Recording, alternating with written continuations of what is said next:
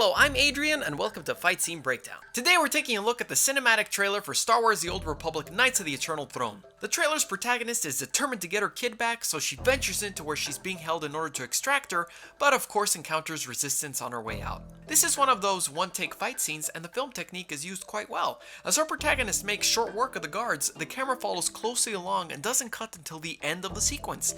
Although the camera does bob and weave, giving it a distinct handheld feeling as opposed to a smooth steadicam, as seen here in the excellent stairwell scene from The Protector, the handheld feeling doesn't fall into the dreaded shaky cam territory where you can't really tell what's going on. She's generally kept in frame, and the camera only goes off her to track a fallen foe at one point. Furthermore, to give the sequence added flair, there's a bit of slow motion before her final move.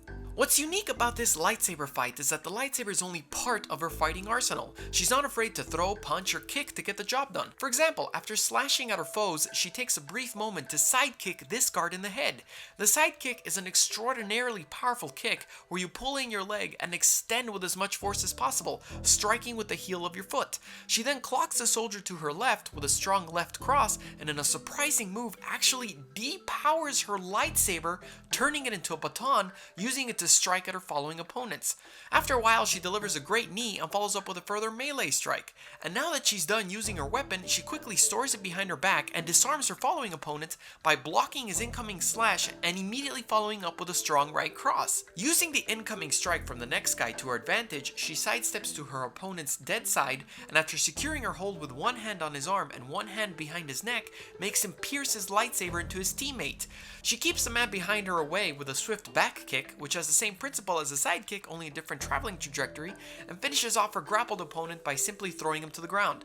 She blocks and wails on the guard in front of her with several punches, and ducks when the time is just right, taking advantage of the free moment to toss a projectile at the foe furthest from her. She finally once again unsheathes her lightsaber to deal with the guard who nearly cut her head off, side elbows her captive guard in order to position him so she can effectively land a swift form of a jumping sidekick, which she more than anything uses to propel herself into the air in order to come down with a strong downward lightsaber strike. What a fight!